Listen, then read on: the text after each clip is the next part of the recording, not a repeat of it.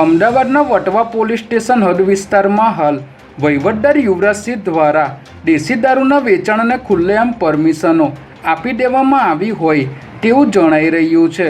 કારણ કે અમારા સૂત્રોથી પ્રાપ્ત માહિતી અનુસાર વટવા પોલીસ સ્ટેશન હદ વિસ્તારમાં વાંદરવા તળાવની સામે આવેલ ઇન્સાનિયતનગર ગરીબ આવાસ યોજનાના બ્લોક નંબર 36 અને 37માં રીઢા બુટલેગર પૂજાબેન સાગરભાઈ ચુનારા દ્વારા રોજેરોજ મોટા પાયે દેશી દારૂનું જાહેરમાં વેચાણ કરવામાં આવી રહ્યું છે।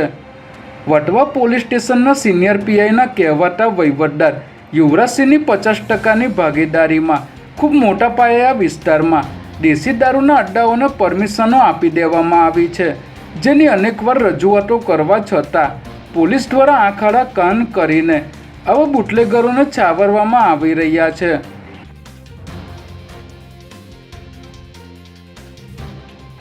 રીઢા બુટલેગર પૂજાબેન સાગરભાઈ ચુનારા દ્વારા પોલીસનો કોઈપણ પ્રકારનો ડર રાખ્યા વગર અહીં રોજેરોજ કેમિકલ યુક્ત દેશી દારૂનું વેચાણ કરીને લોકોના સ્વાસ્થ્ય સાથે ખુલ્લેઆમ ચેડા કરવામાં આવી રહ્યા છે અને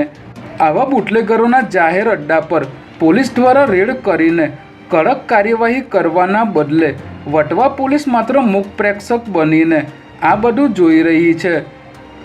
જોકે સ્થાનિક પોલીસ દ્વારા પણ આવા દેશી દારૂના અડ્ડાઓને 50%ની ભાગીદારીમાં પરમિશનો આપીને મહિને લાખો રૂપિયાના ઉઘરાણા કરવામાં આવી રહ્યા હોવાથી અહીંના સ્થાનિક રહીશો અને વેપારીઓ હેરાન પરેશાન થઈ રહ્યા છે। ત્યારે અહીં ચાલતા આવા દેશી દારૂના અડ્ડાઓથી સ્થાનિક એલસીબી સ્ક્વોડ તેમજ પોલીસ કમિશનર સાહેબની પીસીબી સ્ક્વોડ અજાણ છે,